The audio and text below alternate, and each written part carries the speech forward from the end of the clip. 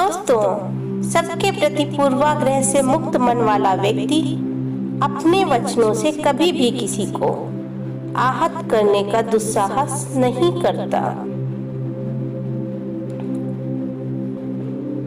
और उसकी यही ऊर्जा उसके पुरुषार्थ के मार्ग की समस्त बाधाओं को हल लेती है।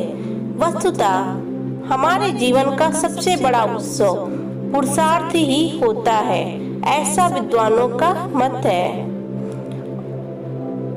एक बार एक शिष्य ने विनम्रता पूर्वक अपने गुरुजी से पूछा, गुरुजी, कुछ लोग कहते हैं कि जीवन एक संघर्ष है, कुछ अन्य कहते हैं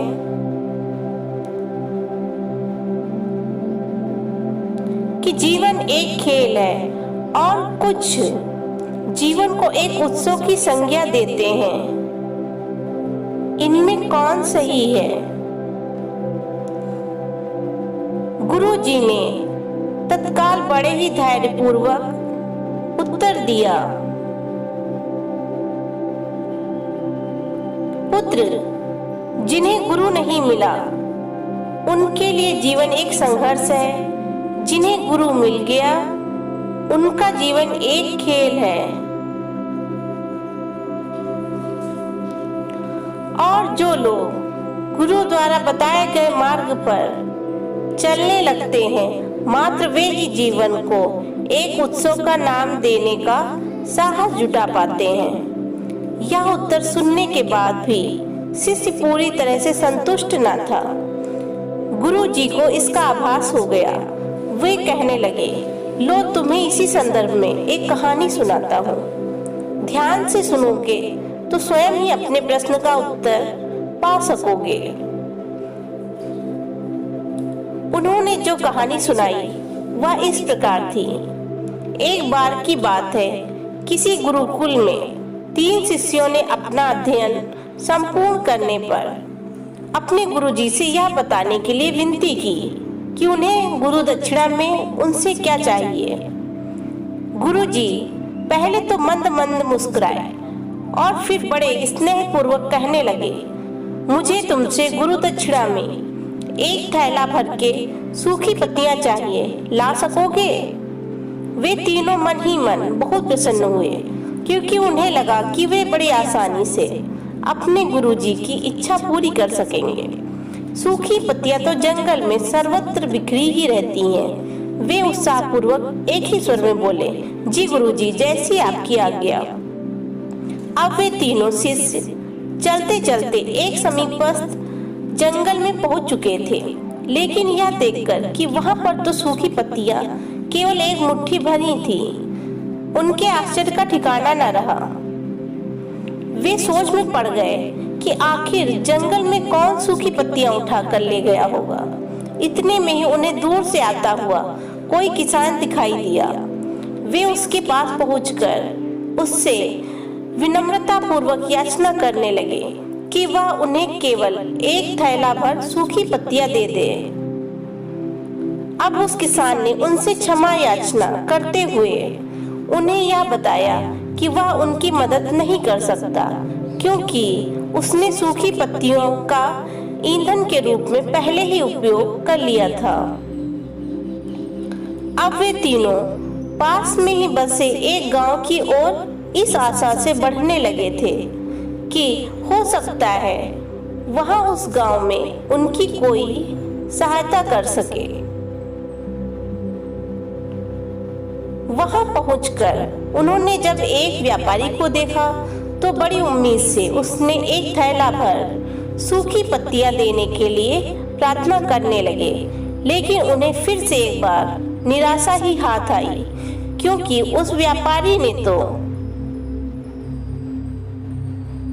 पहले ही कुछ पैसे कमाने के लिए सूखी पत्तियों के दोने बनाकर बेच दिए थे।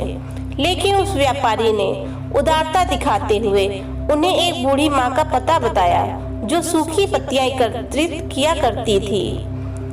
पर भाग्य ने यहाँ पर भी उनका साथ नहीं दिया, क्योंकि वह बूढ़ी माँ तो उन पत्तियों को अलग अलग करके कई प्रकार की औषधियां बनाया करती थी। अब निराश होकर वे तीनों खाली हाथ ही गुरुकुल लौट आए। गुरुजी ने उन्हें देखते ही स्नेह पूर्वक पूछा, पुत्रों, ले आए गुरु दक्षिणा? तीनों ने सर झुका लिया।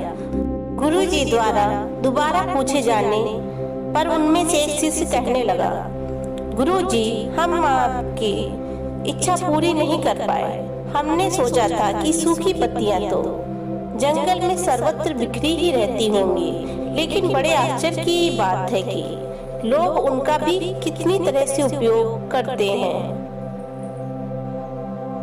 गुरुजी फिर से पहले की तरह मुस्कुराते हुए प्रेम पूर्वक बोले, निराश क्यों होते हो? प्रसन्न हो जाओ और यही ज्ञान की सूखी पत्तियां भी व्यर्थ नहीं हुआ करती, बल्कि उनके अनेक उपयोग हुआ करते हैं। मुझे गुरु दक्षिणा के रूप में दे दो।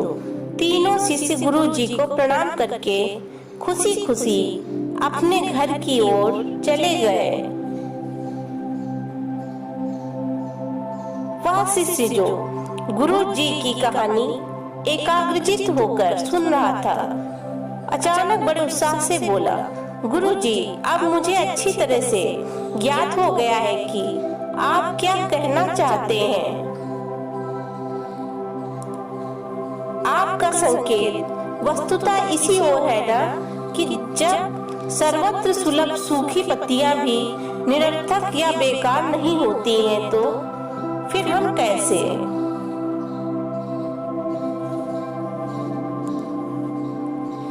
किसी भी वस्तु या व्यक्ति को छोटा और महत्वहीन मानकर उसका तिरस्कार कर सकते हैं। चींटी से लेकर हाथी तक और सुई से लेकर तलवार तक सभी का अपना अपना महत्व होता है।